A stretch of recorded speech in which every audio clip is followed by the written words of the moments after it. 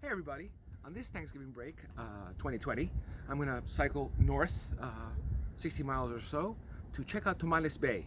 The purpose of the trip, other than to relax, is to find out if I can get internet while anchored out there for a week or two so that I can, be a slave to my computer in a slightly different setting. Along the way, I'm going to stop by a very nearby point to see if the burrowing owl I've been looking for a while is there. So enjoy the show. Tamam arkadaşlar, başladık. Or in English, we've started, my friends. Okay, here we are. We're on our way to see the owl. But you can see all these American widgeons. Nice.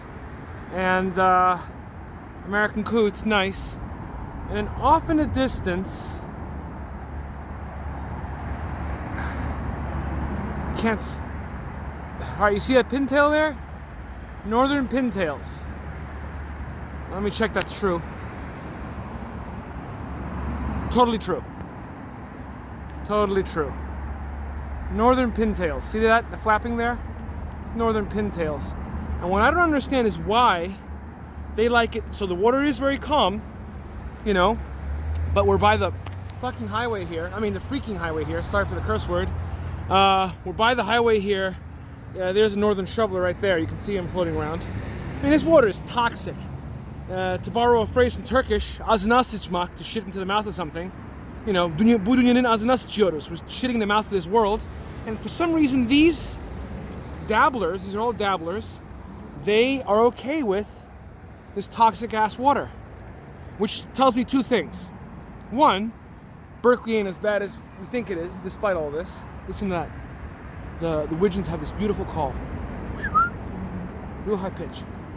So it's not as bad as I think it is, but at the same time, it means these guys are tolerant of a significant amount of toxicity, and or the food they eat either thrives or does okay in this kind of toxicity. Maybe both, depending on this creature. All right, towards the owl. Every time I cycle here, you can't see it. Let's zoom in. See that thing on the pole there? There's always an American kestrel.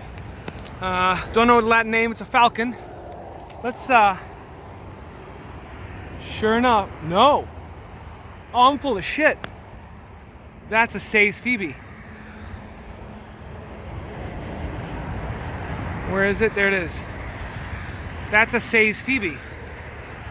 Interesting that should be confusing. They're not that much smaller. Notice how it flew down and grabbed that insect? So, if you think, oh man, yeah, there it is. It's roughly the same habit.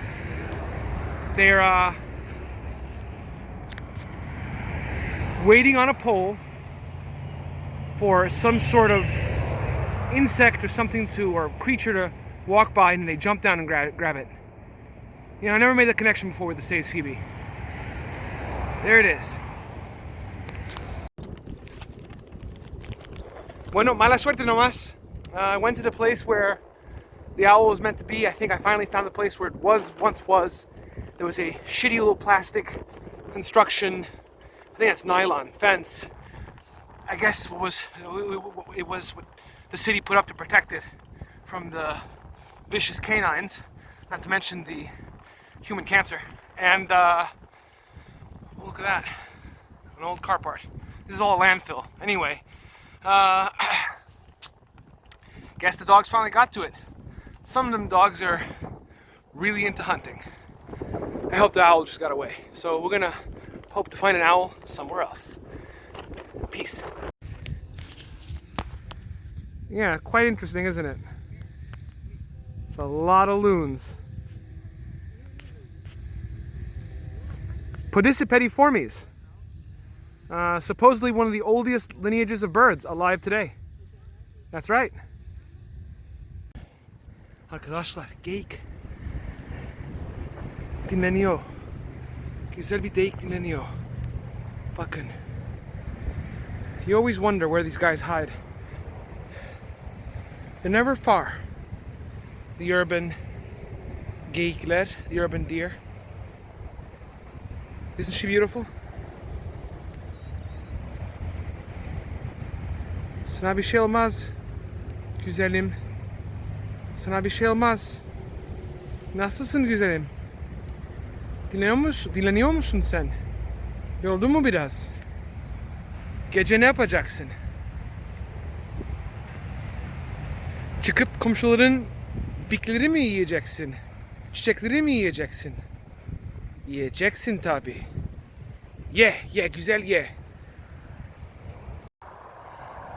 Görebiliyor musunuz siz? I see something. Do you see it? Well, let's start up here. Can you make out? There we go. Can you make out the black specks moving around? Can you make out the white specks moving around? There's only two things I know that cause that. Fishing boats and garbage heaps. Arkadaşlar, çöplük var. Let's take a look using the binoculars here. Get these focused for you. There we are.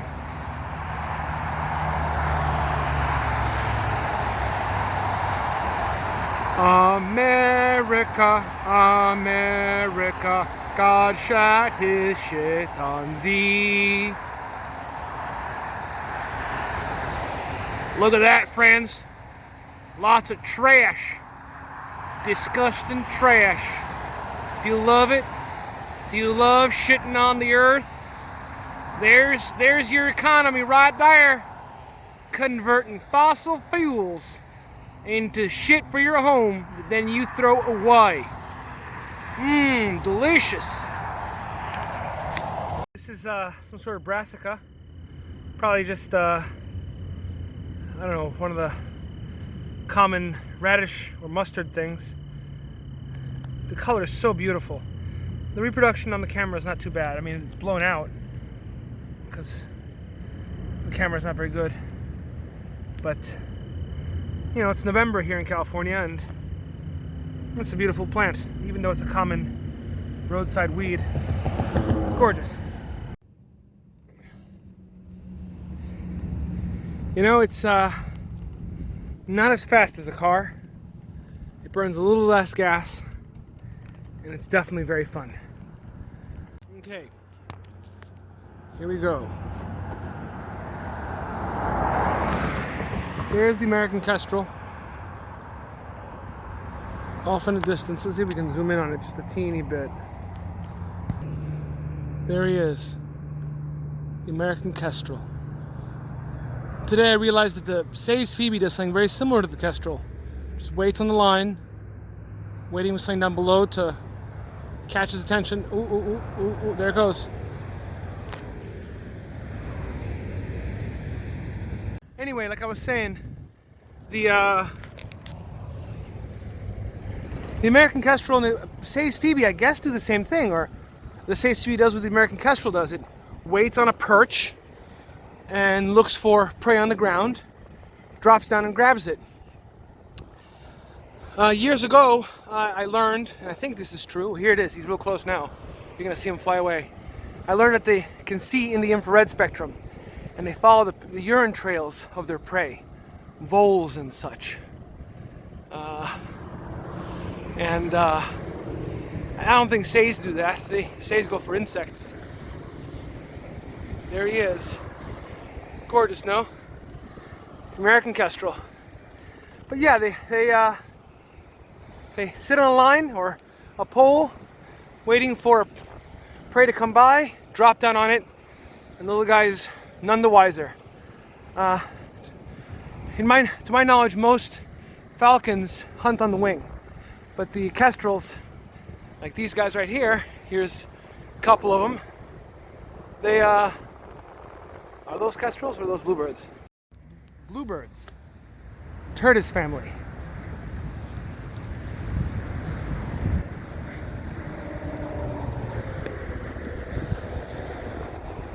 That's a bluebird. Not the greatest views. It'll be new moon soon. Sorry, new moon. Full moon soon. The sun Either is about to set or has set. It's a fairly, I wouldn't say desolate road. There's a car every few seconds.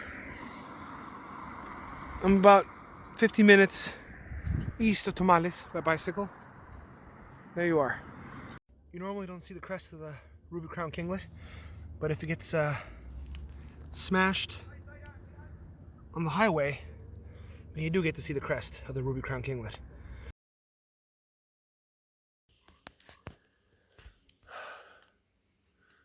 Bald eagles. I just saw a bald eagle. Oh, don't know where it went. There it is, low on the horizon, but you can't see it. The ravens were giving it a nightmare, giving it a bad time. Not bad. New bird for California for me.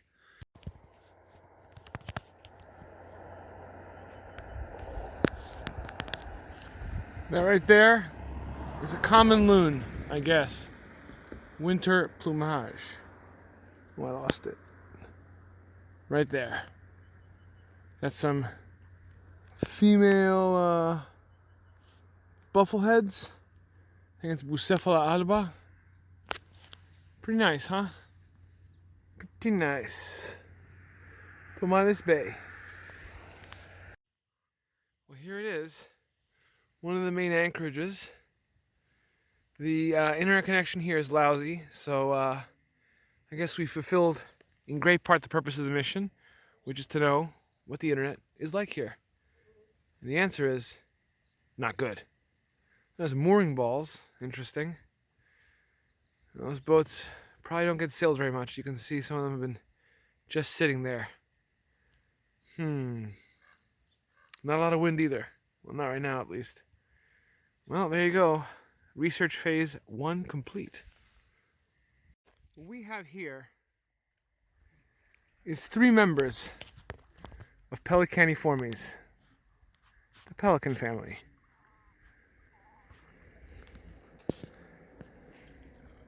You see how they open their wings? Those are cormorants. The ones with the open wings are double-crested cormorants.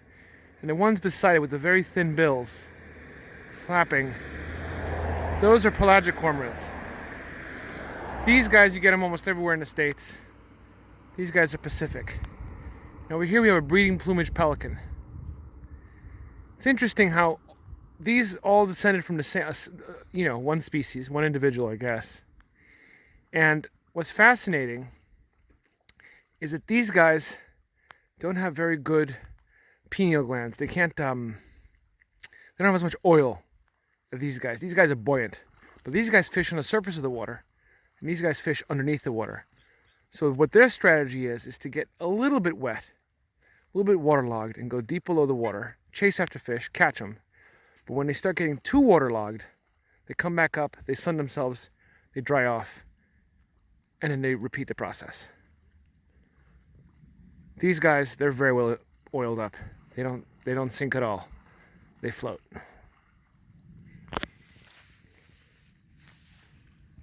This, I believe, is a Dudleya from Crassulaceae. Interesting, the sedum family. Living in El Cerrito in California, I thought that these were native to overpriced gift stores and yuppie shops. But apparently, this species actually can survive in the wild and not in underwatered tiny pots with cute and thoughtfully designed drawings. This is cool. They're obviously not flowering, that's why I can't tell you which species it is. But they are Dudleya, I suspect. Crassulaceae for sure, here in Tomales Bay. Sorry you guys missed it. I just saw my first northern harrier from California. Oh, isn't that perfect habitat. It was perched on that log right there. I think you can see it. I can't through the camera. And it flew away, and I saw the telltale white band on the on its rump. How interesting to use the term telltale now after being an amateur sailor for 3 years. Life is interesting, especially when you get out of the city. God. Well, no, I take that back. It depends on the city. Get yourself to Istanbul, look at some ruins. You know, learn yourself an interesting new language. Things are interesting again. This is the California Buckeye. I'll find out the genetic name later. Oh, a little slug friend on there. Look at that. And we'll put him down, keep him safe. Here's the tree. And unlike, I think this is closely related to the Buckeye we have out east, but as you can see, the seeds here are much bigger. And there's one or two to one of these pods. Not the four that I'm used to farther east. Cool. California Buckeye. There you go. You know, unlike the pampas grass everywhere, actually native. Like the pampas grass everywhere, actually native.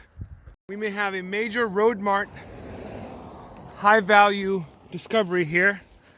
Okay, we're not gonna, let's see, let's approach it slowly. Okay, let's get the bike in position here. All right. Oh, well, she wants to fall. Let's see here.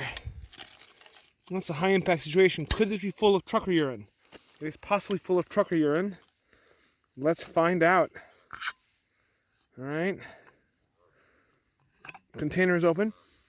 Smells like coffee. That's a really good sign. Let's pour her out. Looks like coffee.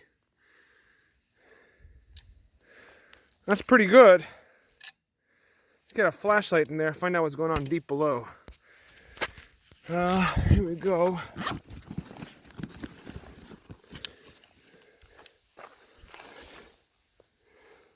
Stainless steel. I don't see any real bullshit in there. All right. Let's see here what's going on here. All right. I pronounce it safe. We'll take it home and we'll wash her out. Thank you, Road Mart. Man, we're in hawk country. Let's see if we can do this.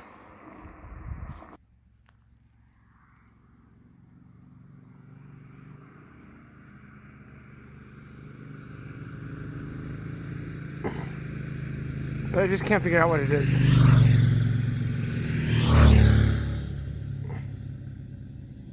The image is shaky, I know. The bill is blue. The chest is nearly clear. Dark cap, yellow legs.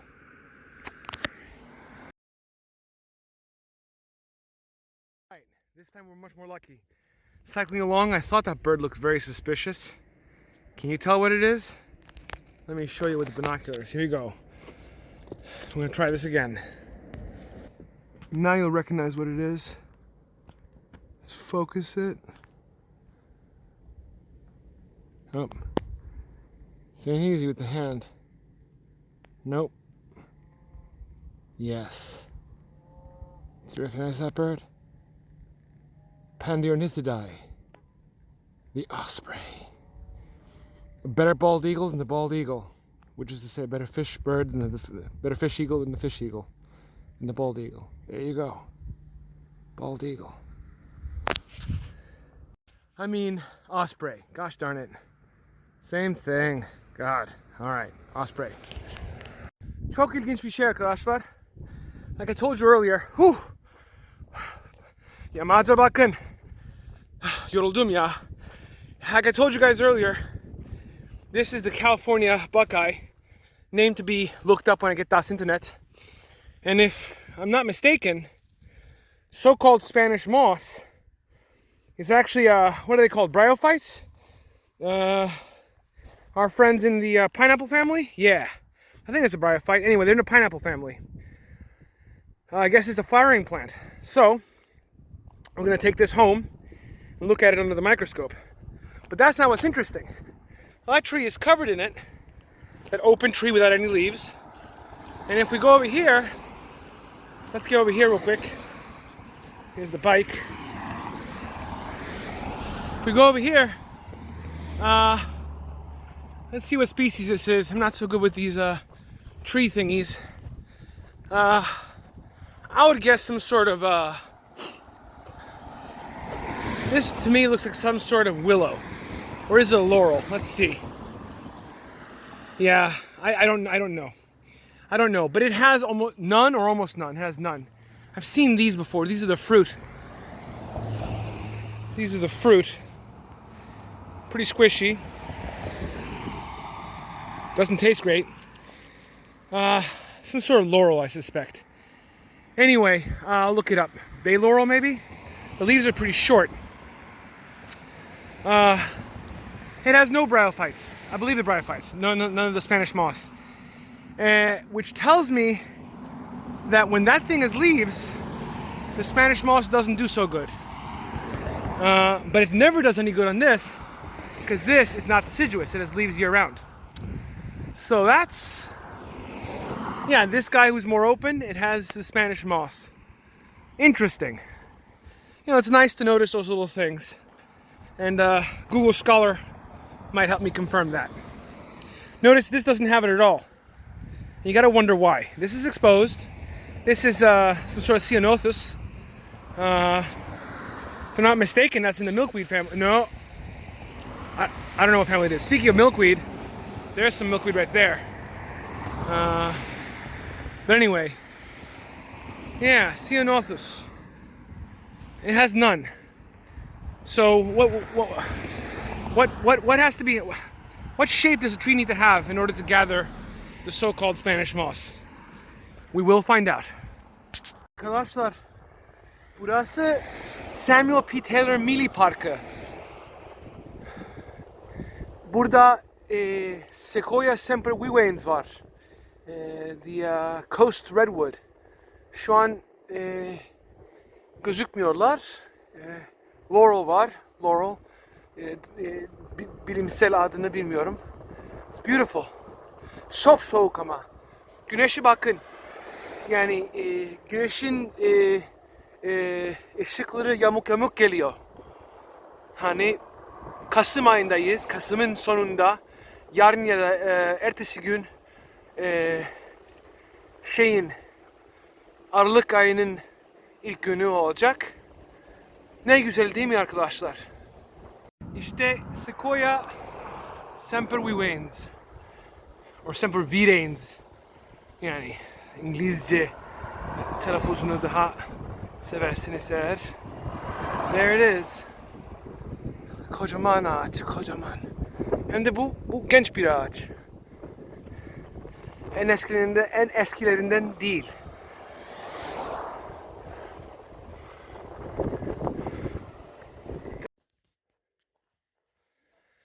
This is very interesting, my friends. This, as you know, in English is a raccoon, which apparently is from a Algonquin word, a language family from the eastern United States, now basically extinct. Well, not entirely extinct, but, you know, there's efforts to revive it. Anyway, raccoon means he who scratches with his hands. I grew up with a different word. My first word I knew for these animals was Mapache. And Mapache means que tiene manos, he who has hands. I think it's Mapudungun, southern Chilean language, or language from southern Chile. You can see his little hands here. Very interesting. You can see his teeth. One tooth is broken there. The top canine is broken and worn. So he broke it before he died. The eyes, an extension of the brain, first thing to go. He's not doing so good, this little guy. There you go, Mapache, raccoon. Not surprising that modern science has discovered that they have, when alive, very good sensation in their hands. They can do a lot of things with their hands. Eat, find food. Apparently electrical sensors. We'll check it out on the scholar.google.com later. But there you go. Correction. No es Mapudungun. Es Nahuatl, a Mexican language. Much closer to these lands. Okay. So there you go. Mayan language. He who has hands. It's not Chilean. It's not southern Chile. Anyway, gotta set the record straight. Don't want to mess that up. Algonquin and Nahuatl.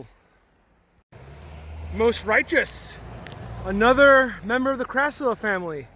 Let's get the book out and find out what member this is. Okay, my guess is that this is probably it's Sedum spatulifolium. I suspect that's what it is. I really don't know. We'll take some pictures, and nothing's flowering, as you can see.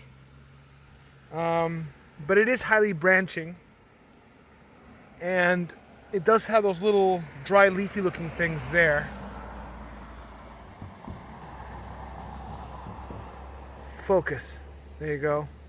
So that's what I think it is. Also, look at these amazing, I think that's a lichen. Isn't that great? Isn't that fantastic? Yeah, here's more of those little lichens. Tower looking things. I wonder what they are. Here's more of the, yeah. Here's more of this. Isn't this stuff just amazing? God damn. Amazing. That is a red-shouldered hawk. There he is. You can see the rusty tail tip, the rusty barring on the old chest. Oh, are you okay, little guy? Hi, you get yourself some food? See how little he is? He's crow-sized, maybe halfway between a crow and a raven. Yeah. Yeah. There he is. He's so cute. He likes killing things. Look at the little smile of his. Isn't he nice? There you go. A little shaky, but you can see him.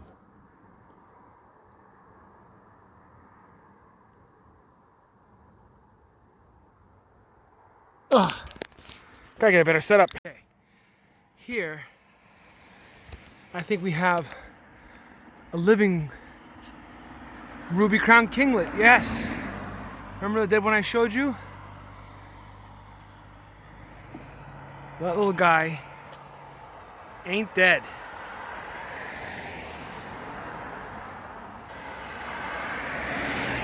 That's your ruby-crowned kinglet right there.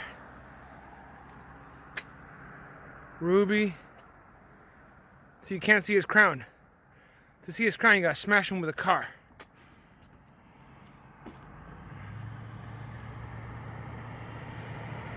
There he is. Oh, he didn't like me. Bye-bye, ruby-crowned kinglet. One of the things that's fascinating to think about is the glue that barnacles use to stick to just every surface, including my boat, which is coated in a earth-killing toxic substance. Although thanks to the state of California, less than normal. Anyway, and I mean that that's a good thing, despite my hypocrisy. So this, let's see here. This is facing northish west. Gets the strongest evening sun. Certainly in the summer. And these lichens, of which there are at least 2 species here, maybe 3. These are probably dead, and these are alive. They're sticking to this flat sign made of aluminum. Very interesting. I wonder how they do it. I'm here at a D-Mart in Fairfax, California, and this is the one problem with going on a bicycle trip. You can't really pick up a lot of stuff at D-Mart. I want that ball. We can play soccer with my friend Jack. The ball I found in the trash the other day is undersized, but okay, we'll just play with that. These tents look like they're probably in pretty good condition. No one ever used that one. Snowshoes. This will wind up probably in that dump you saw near Novato. All these things, some things never even used. Humans make them, hold them in our houses, and they get thrown away, often after we die, by our children, if you have them.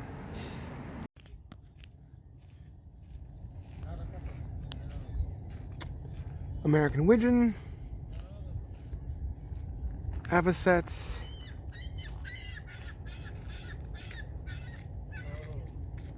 More avocets. I think those peeps are the, those are least sandpipers, for the most part. There might be something else in there. Coming to the end here. There's the Richmond-San Rafael Bridge, constructed, I don't know, in 57 apparently. This is, I'm looking forward to exploring this with the boat. Here's this familiar sight from my life in the Bay Area. This trail's nice, along this dam here. I'll have to come back and check it out on a trip where I don't, you know, cycle for 10 hours a day. It's nice.